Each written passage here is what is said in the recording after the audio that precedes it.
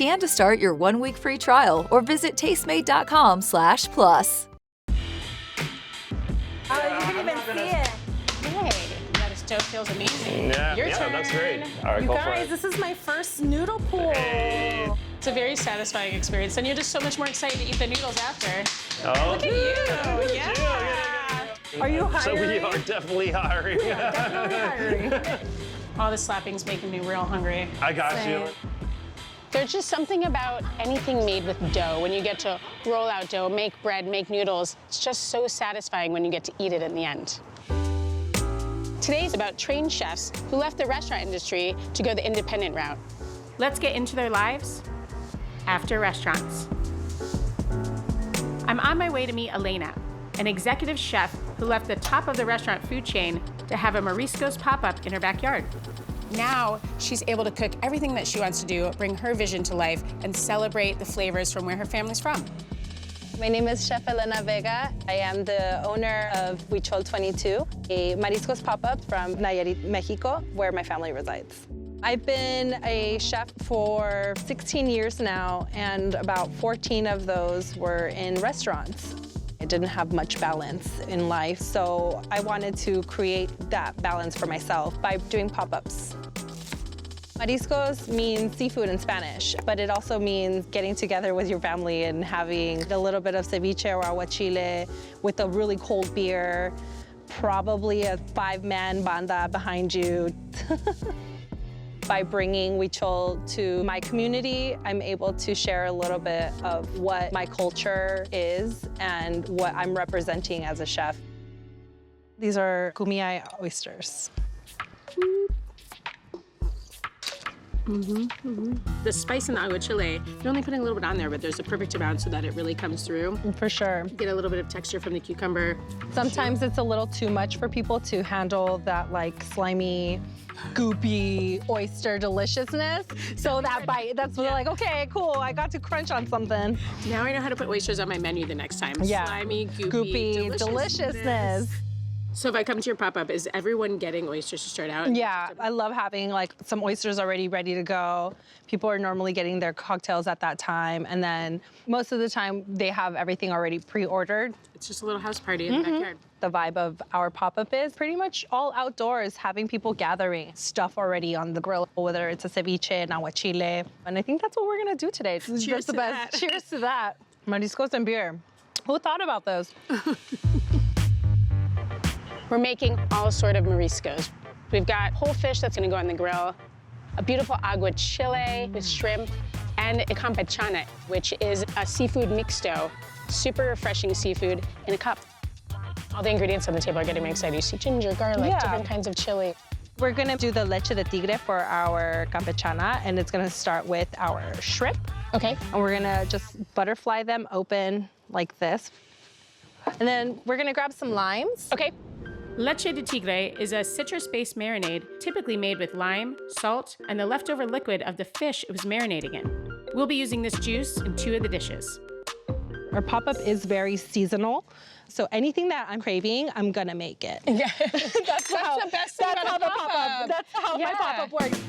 Campechana technically means a mixture of all. So you could throw some oysters in here. You could throw clams in here. You could A throw little bit of scallops, a little bit poached of maybe, scallop. might be yummy. Yep. That's why this dish is so amazing, because you get to just pick and choose what you like, and you ask them to chop it up and put it into your cocktail. I could picture a little, almost like a spread on a bar of just like favorite seafoods, and you just pick and choose which ones you're you like, want. oh, they have this or they have that. Oh, fun. So we're gonna have our octopus and our shrimp. We're Okay. gonna add cucumber, onion, Nice, little pinch of tomato. little pinch of tomato, the liquid from the shrimp. I'm just gonna add a little touch because this is really flavorful already. A little bit of this tomato sauce. It has all kinds of vegetable yum. juice. And then I think we're just gonna finish this with micro cilantro and a little bit of avocado. There's something so satisfying about cutting into the perfect avocado. And there you go. Look at how colorful Oh my that gosh, looks. beautiful. Okay, I'm gonna grab some fish and I'm gonna teach you how to zarandearlo, a technique of filleting open the fish. The reason why this is so different than most butchering of the fish is because we like to use the spine to go flat against the grill. So we try not to waste anything. We're gonna use some lime, chef, a little bit of sea salt. Very simple, very traditional too. Love it. And we're gonna add this very secret ingredient that's not so secret to us. I love getting a secret ingredient out of you. So it's a hot sauce that is made in Nayarit. How spicy is it? I would say it's like more vinegary than spicy. So it kind of adds in that. Are you saying that just so I take a bite? I'm like, oh. No, it's like, Oh, yeah. right? Ooh, ooh, yep. And then at the end, the spice is there. Yeah. So we're just gonna squirt this all over. And we're gonna rub them Just in. a little bit. Yeah, I mean, chilies, lime, salt, it is all you need. I mean, that's all we really need. yeah. And on a then grill. we're gonna just roll her back up to the front. Yeah, all right. The fish is ready to get thrown on the grill. We have it on Nice. like a really high heat. I can feel it on my face, Gosh. which is what you need. Hit it. Hit it. And doing skin side down first. Yep. Beautiful. Just so that we can get that guy nice and crispy. Yeah. And you know what? We have so much of this beautiful octopus. I'm gorgeous. gonna throw it on here as well. We're gonna check the fish. I'm excited to taste the skin, just walking over and seeing it flame up a little bit. It's like, that's gonna make it that's so what that crunchy char and is smoky coming and from. delicious, yeah. Check that out. Check it out, yes. Boom. And I'll flip this octopus over. And we're gonna start plating up some of the delicious things that we've already worked love on. it. So we're gonna work on the shrimp aguachile. We're gonna strain out all of that leche de tigre juice that we worked on in the beginning. Oh, yeah. And we're going to drop our aguachile sauce into this with jalapenos, cucumber, lime juice, a little bit of garlic. And it's just meant to like bring all of these flavors together. So nice and fresh and simple. So just the shrimp, the aguachile, red onion, and some That's pretty much cucumber. it. Yeah, it's meant to be spicy and quick. That's the whole Just a purpose little of it. refreshing bite with a little bit of texture and crunch. Yeah, and the onion kind of also gives it a lot more flavor, and the cucumber cools everything down if it's Yeah. a little too spicy. It's very simple, Yeah. but super delicious.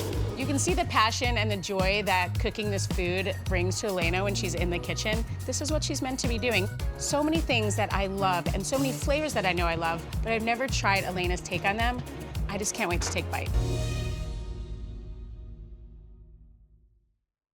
The grand finale. Oh my goodness. There's a bounty of seafood on the table. Amazing. There's whole fish that spent time on the grill with just the perfect amount of marinade. There's the aguachile and the campechana. All of the seafood and delicious flavors are coming together. After spending time in the kitchen, I just can't wait to dive in. Cheers, chef.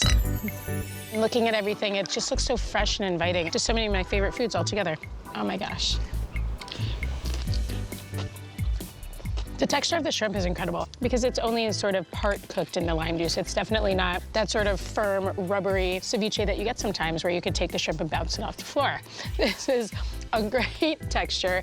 The red onion's perfect. It's got the lime juice on it, so it's not sort of that in-your-face red onion, but it really just supports the flavors going on with the shrimp. Incredible. It's so simple. So much flavor going on and just so refreshing. Yay. But let's eat some more of this first. Yes, please. I'm going straight for this. This is my favorite part of the whole thing. All right, we have to take a bite of this. Maybe I'll take a bite with the broth first and then please just go. just have it all For friends out, together. do I it, think do it's it. gonna make a big difference. So fresh, spicy, just the right amount of chilies on things, some red onions. It has like all of those little elements that you kind of want in the. You're doing that chef thing where you're watching me take a bite for the first time to see my reaction. I think it's pretty freaking delicious. Thank you. The amazing thing about having that pop-up now, instead of just being in a restaurant where you're sort of executing someone else's dream for them, now you get to do your own. And when you're watching guests take a bite of the food, what a much more satisfying experience it's got to be for you. Definitely. It just brings me back to this place of like just happiness and joy. And it's so awesome because these pop-ups have led me to have clientele that put me on this like category of like, okay, we'll see. And then next thing you know, they'll try it and they're like, yo. I had so much fun cooking Mariscos with Elena. Now she's going to take me to meet a woman named Kitty, who is celebrating her British background and her Chinese heritage by making hand pies with Chinese flavors on the inside. Elena and I are going to this amazing brewery, Benny Boy Brewing, where so many pop-ups come every night. They're such huge supporters of the culinary scene, and Kitty's business, Dai Pai Dong, is here tonight.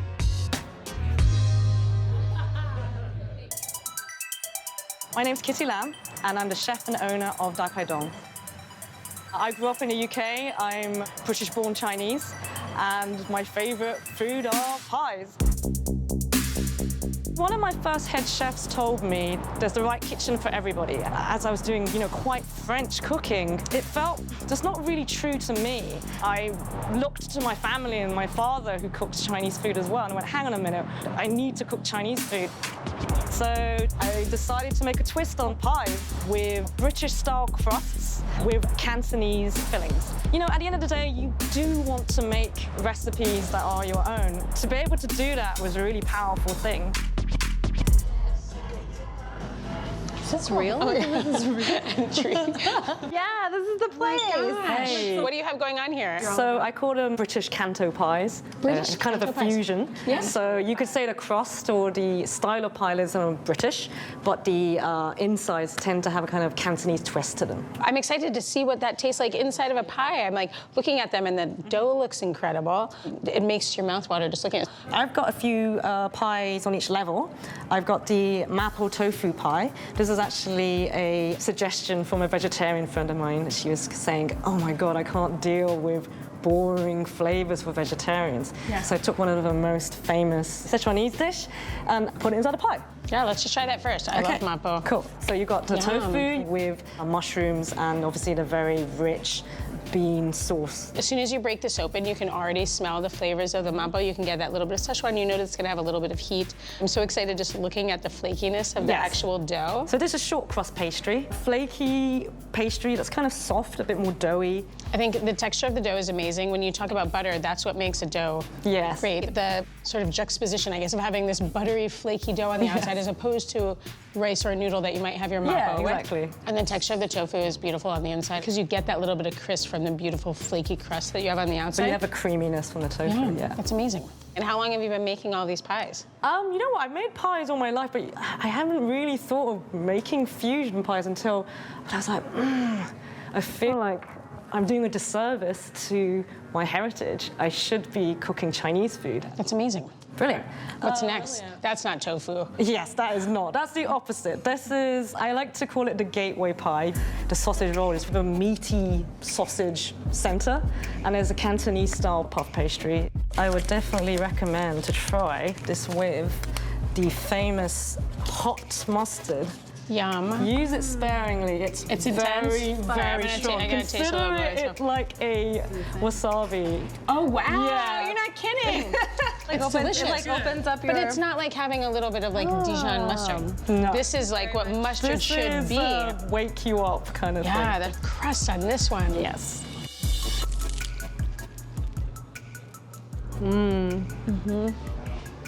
Yeah, it's a meaty boy, but there's chunks of char siu in there. It's actually mixed in, which is the traditional Cantonese barbecued pork. Oh, wow. It's somewhere hidden in there. Yeah, I mean, the texture of the sausage is incredible. It's so rich and meaty. You could hear me when I bit into it. It's like biting into that perfect croissant or something with like all of that flaky butteriness, but like, yeah, so good. But it's still so soft in the inside as well. It's like, it has layers of like, when you bite into it, you're like, oh my gosh. So good. The fat like got soaked into all the crust and just made it really amazing. It's also, I mean, I feel like the flavor profile of the meat, it almost reminds me of that comfort of like a Thanksgiving meal. I was gonna say the same thing. Yeah. What is that? That is a shepherd's pie, and this is... I was hoping so. The last bite that we try is the Uyghur shepherd's pie. I think this might be my favorite.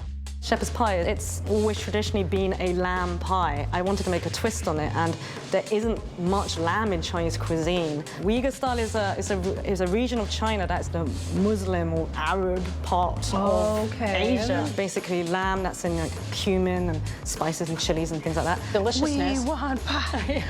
Always. Go. Yeah, the crust on top is like my favorite part of shepherd's pie. And they're mini, so everybody gets them. Yeah. I mean, this is what you want to see on the top of shepherd's pie. Crunchy. Yeah. Wow. It's delicious. Yeah, it's unusual. It's not the traditional style flavor. I mean, it actually kind of starts to move towards like a chili-like. It does. I love it. You're taking two of my food memories and kind of melding them together. I'm really appreciative of the heat because sometimes these kinds of things lend to be a little bit on the sweeter side. The cumin carries that spice very well. Well, thank you Amazing. so much for these amazing bites. And they go so great with the beer and the cider. Oh, yeah. And also, thank you so much for giving us your personal story, which is incredible. Yeah, thank you very much. And on Thank top of you so everything, I mean, much. just delicious. Thank you. What's unique about Kitty's hand pies is she's not just focusing on one part of China. She's taking the flavors from different regions of the country and just really celebrating so many parts of the culture. Next, Elena and I are going to meet Robert, who does Biang-Biang Noodles. I'm very curious to hear Robert's story of why he left the restaurant industry and decided to dive into the pop-up world with slap noodles and all of these amazing flavors. So Chef Robert used to have his slap noodle business right on the street. Now he's popping up over here at Making Biang-Biang noodles for everyone. Making noodles for everybody. I'm Robert Lee. I left the restaurant world just to start my own food cart. I make slap noodles because when I first had it, I just fell in love with it. I started cooking in fine dining. I wanted to chase the Michelin-star restaurants. Now I'm at a point where I could express my food and where I came from. The street food concept has more of a connection and an emotional movement with me, too. The word slap noodle is basically like biang-biang min, or the sound that it makes on the table. So yeah, the Szechuan peppercorn is our main ingredient in our food. But when people try for the first time, though, I think they get a little freaked out. They get a little freaked out. Some people say licking a battery. I never licked a battery before, so I don't know that. I have. Yeah, okay then. The little square one, I have. Okay, cool, I man. You definitely know, have. Talk about curious chef. Yeah, that is. The cream peppercorn won't zap your mouth as much. It's more fragrant. I didn't and know the red that. one is more the actual, like, the it is more zapping of the fragrant, mala. yeah. Yeah, mala portion of it, too. I mean, at this point now, my tongue is numb, but it's fun. It's bringing me back to experiencing the flavors of Szechuan Oh my in God. China for the first time. Like, I just, literally, my mind just went right back to It's that like moment. a time warp, right? Or even like a traveling, yeah. But it's incredible. It's something that's unmatchable. Yeah. You guys want to come in? Check out definitely. the place? Okay, yeah. Come through. Slap noodles are one of my favorite things to learn, and it's definitely one of my favorite things to eat. I'm excited to make them with Robert. How about that? So we make these dough daily. Every day is fresh. I just have to. It's no problem. I do that often. I touch every dough. Stop touching my dough. That's how we learn, by touching it. exactly. Yeah. But yeah, so I do a smashing technique with my hand. Helps get it started, right? Yeah, it helps to give you the length that you need to actually do the pulling part of it. All right, let's see your slapping action. Yeah.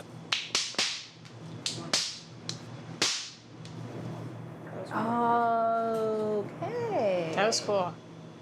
So you used to be a chef in different restaurants, and now you're so into making noodles. How did you make that transition? I wanted to find some food that I could connect with, and something that does connect all walks of life, you know? And I feel like street food has the same amount of technique, the same amount of complication that has fine dining. Yeah. So that's what I love, that you don't have to have all this money to go eat this fine dining food, you know? And this is here. I love that. Yeah. Here we go, guys. Whoa. So this is a Xi'an tomato dish. It's basically homage to my mom, stewed tomato and egg that I grew up eating. Amazing. I mean, the colors are so beautiful. My mouth is watering. I know, me too. Can't. Look at that. Enjoy, please. The texture on the noodle, that's my first bite of one of your noodles. It's amazing. It's got that chew, like on the outside of a dumpling. So it's hearty enough to stand up to all these flavors that you have going on. Those tomatoes are incredible. Oh, thank you. They're like sweet and plump. Yeah. But they still have like that acidity of the tomato Yeah. as well. It's got this beautiful sweetness that's just really fresh and bright at the same time. Will it ever end? I mean, yes. I think we should dive into the second noodle dish. Yeah, Tell we me about definitely it tried again. the tingle cumin beef. Cabbage, green onions, a little bit of cilantro as well. That noodle grab is a lot easier. That little bit of the Szechuan dancing across your tongue, and then this noodle is so coated in that oil and all of those flavors that you just like, I mean, I want to slap this all up in one bite, but just don't look at me. same. Don't judge me. I'm not. When nobody's looking, nobody's judging. These are amazing. The texture of the noodles are really beautiful. Does the slapping make a big difference? Yeah, so it kind of basically activates the gluten and just makes it a nice and soft noodle when you hit it. With both of you, your passion is coming out even more the way that you are cooking now and just doing what you want. Yeah. Doing it for you and doing it for your guests to come. Thank you both so much for letting me get into your emotions and get into your food with you. And then we get to, I'm gonna keep on eating all of these noodles. For sure. This is a good one. Lady in a Tramp this. It's very inspiring to meet chefs who have been in the restaurant world but had the courage to leave and join the pop-up world. It can be a little bit scary starting your own business and leaving what seems a little bit more secure. I don't think I have the guts to do it. I love having brick and mortar, but seeing these chefs and knowing that they're creating their flavors and they're showing their passion and they're having such an amazing time, truly inspiring, and I'm just gonna try to find even more chefs that are doing pop-ups.